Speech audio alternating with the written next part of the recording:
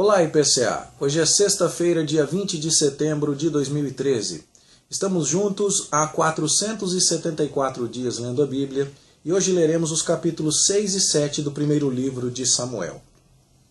Nesses capítulos, a situação de decadência espiritual em Israel está ficando clara quando Israel tentou manipular Deus levando a arca para o campo de batalha e sofreu uma derrota humilhante.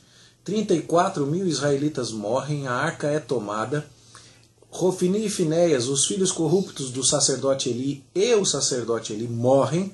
E agora então nós vamos ver como Deus manifesta o seu poder e a sua glória até mesmo entre os filisteus. O capítulo 5 que lemos ontem mostra o terror que a arca de Deus colocou sobre os filisteus, de tal forma que estes agora se empenham em devolver a arca para Israel o quanto antes, porque o próprio deus filisteu Dagon está caindo prostrado diante da arca da aliança, e as cidades da Pentápolis filisteia, aquelas 5 cidades famosas, Gaza, Asdod, Asquelon, Gate e Ecrom, essas cidades receberam a visita da arca, e por onde a arca passou, ela trouxe morte e trouxe praga.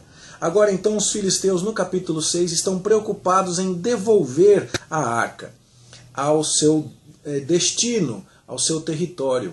E então eles buscam orientação e, segundo um costume da época, fazem ofertas de ouro, que era um tributo, mas no formato dos tumores e dos ratos, que são aparentemente as pestes que Deus enviou sobre os filisteus. E isso era uma forma de reconhecer que aqueles flagelos vinham do Senhor e ao mesmo tempo presentear e honrar o Senhor com aquele ouro. Eles fazem isso e colocam então esses tributos todos num cofre que vai num carro de bois ao lado da arca que está sendo carregada por este carro de bois, e eles tomam 2 vacas com crias, diz o verso 10.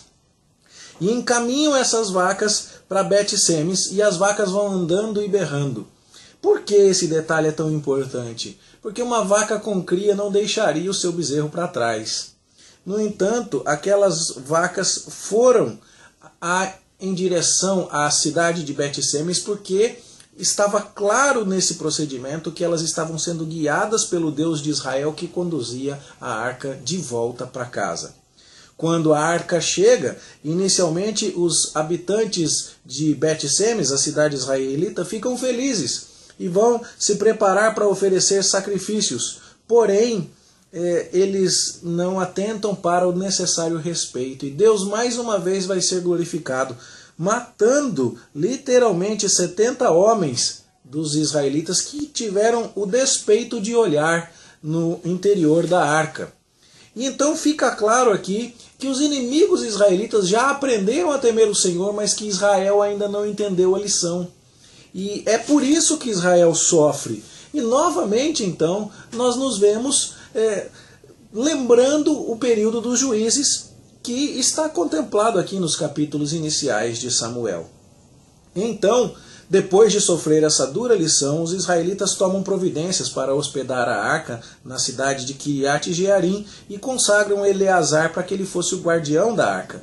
Mas note que as coisas estão bastante estranhas, porque nem mesmo se fala aqui em tabernáculo, nem mesmo se fala em mais nada. A impressão que se tem é que a cidade de Siló, onde esteve o tabernáculo durante muito tempo, onde Samuel cresceu servindo ao sacerdote Eli, a impressão que se tem é que Siló foi completamente destruída. E agora nem mesmo temos tabernáculo. Temos meramente uma tenda ou um lugar onde a arca apenas está sendo colocada. Essa é uma situação de profunda desgraça. E isso faz com que Samuel exorte o povo ao arrependimento. São 20 anos em que as coisas estão precárias assim e que o povo está vivendo uma religiosidade ainda contaminada pela idolatria. O verso 4 do capítulo 7 diz que os filhos de Israel estavam tirando de si os Baalins e os Astarotes para servir apenas ao Senhor. Esses 2 deuses aqui, Baal e Astarote, são exatamente os mesmos deuses que estão lá presentes no período dos juízes, em seu início. E você percebe então que a religiosidade de Israel ainda não está nos eixos. e que o povo está sofrendo exatamente por conta do seu pecado. A nossa leitura, portanto, destes capítulos 6 e 7 de 1 Samuel, nos mostra bem aquele ciclo do tempo dos juízes. Eles se afastam de Deus, são oprimidos pelo inimigo, se arrependem e vão ter livramento. E é exatamente o que está acontecendo aqui. Nos dias de Hofni e Finéias, se afastaram de Deus, a arca foi tomada, Deus se defende e traz a arca de volta, mas ainda não entendendo o recado, os homens de Bet-Semes olham no interior da arca e morrem. Então eles começam a perceber que a mão de Deus está pesando contra eles e ficam atemorizados. Tomam uma providência meio tímida para hospedar a arca em Kiriat Jearim, mas as coisas não melhoram. Então eles vêm até a casa de Samuel e Samuel fala com o povo: se vocês estão se voltando mesmo para Deus, tirem os deuses estranhos. E o povo tira os deuses estranhos. E começa aqui uma medida de arrependimento. E Israel então vai se reunir em torno da liderança de Samuel, vai derramar água perante o Senhor, uma atitude de arrependimento, você vê no verso 6 do capítulo 7, vão jejuar, vão confessar que pecaram contra o Senhor, e Samuel está julgando, esse é o verbo usado aqui no verso 6 do capítulo 7, os filhos de Israel. Mediante esse processo de abandono dos ídolos, de confissão dos pecados, de busca do Senhor através do líder que o Senhor apontou, que é Samuel, o povo agora vai experimentar uma vitória. A partir do verso 7 do capítulo 7, nós vamos ver exatamente isso. Que enquanto o povo estava reunido sob a liderança de Samuel para oferecer sacrifícios, os filisteus estavam se preparando para batalhar. E então os israelitas pedem a Samuel no verso 8, não cesses de clamar ao Senhor nosso Deus por nós, para que nos livre das mãos dos filisteus. Note que agora a atitude é mais humilde. Ninguém está pensando em levar a arca para forçar Deus. Mas eles se dirigem ao profeta apontado por Deus, com arrependimento, com confissão de pecados, com jejum, com derramamento de água de maneira cerimonial, para dizer: o Senhor precisa nos ajudar. E de fato, quando as coisas são feitas assim, como acontecia lá no livro de Juízes e que lemos, a vitória vem.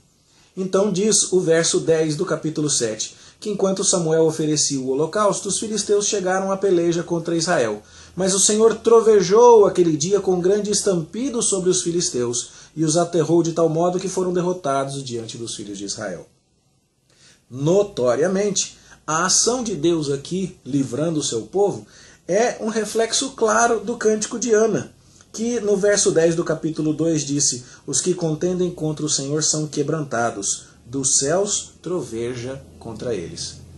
Então você vê exatamente na história deste ciclo dos juízes que se repete aqui, com os mesmos inimigos que tínhamos lá nos dias de Sansão, nos dias do livro de Juízes, uma vitória mediante a humilhação do povo, mas algo que estava emoldurado poeticamente, teologicamente, pelo cântico de Ana no início do livro. É nesse contexto que Samuel vai pegar uma pedra e vai colocá-la como Ebenezer, que significa pedra de ajuda, e vai dizer: até aqui nos ajudou o Senhor. Isso pode ter tanto uma conotação geográfica, de mostrar que Deus tinha dado os limites da terra de Israel, que não foi invadida pelos filisteus até a região de Mispa e Sem, onde a pedra foi colocada, mas isso parece muito mais pertinente se for entendido em termos teológicos. Nós vamos ver logo no capítulo 8, daqui a poucos versículos, que Samuel envelhece e o povo lhe pede um rei. E essa pedra então vai fazer mais sentido como, até aqui, quando o povo ouviu novamente o juiz, quando o povo se quebrantou, quando o povo aceitou a liderança e a voz de Deus no seu meio, até aqui o Senhor nos ajudou. O problema que vai acontecer no capítulo 8, que leremos amanhã, é quando o povo pede um rei, e não que o rei fosse errado em si, nós vamos falar mais sobre isso amanhã, mas o povo pede um rei como tem as demais nações. O povo quer isso precipitadamente, o povo quer isso à sua maneira, e se afasta outra vez da liderança do Senhor. Então, nós vamos ver um novo período de fracasso acontecendo por conta do ministério deste rei, o rei Saul. Mas isso é assunto para amanhã. Por ora, é importante destacarmos o quanto é irônica a situação de que os filisteus aprenderam a honrar a arca, enquanto os israelitas não a aprenderam. Será que isso não deve nos ensinar a respeito da forma como nos aproximamos de Deus? Nós que nos acostumamos com o sagrado, que às vezes chegamos atrasados ao culto ou colocamos qualquer roupa para ir cultuar ao Senhor, e vemos às vezes pessoas que não têm a vida cristã em ordem, que não têm compromisso nenhum com a igreja, entendendo que aquilo que fazemos devia ser feito com mais capricho e mais zelo. Que Deus nos ajude a entender a sua majestade e a sua glória, e que, quebrantados, experimentemos a vitória que Israel experimentou aqui, mas que abramos bastante os olhos para as coisas de Deus. Elas não devem ser feitas de qualquer maneira. Deus precisa ser honrado, e Ele vai ser honrado. Ele não permitiu que a arca fosse profanada, e Ele não precisou de ninguém para trazer a arca de volta. É a esse Deus majestoso que nós servimos, e Ele deve ser cultuado com toda a reverência, com toda a santidade, com toda a honra. Vamos orar? Senhor, tem misericórdia de nós e ajuda-nos a aprender as lições que os nossos irmãos israelitas do passado foram tão lentos para aprender. Ajuda-nos a respeitar as tuas coisas, a respeitar o teu culto, a te honrar e a, em tudo, exibirmos temor obediente à tua vontade. Ajuda-nos a seguir a tua liderança, a ouvir a voz profética que hoje nos chega através da Escritura e assim, atendendo aos teus mandamentos, obter a vitória e poder dizer que o Senhor tem nos ajudado em nossas lutas. Quebra o nosso coração se necessário, ó Pai, mas conduze-nos no caminho vitorioso da obediência. Assim nós te suplicamos em nome de Jesus. Amém. Bom estudo para você. Até amanhã, se Deus quiser.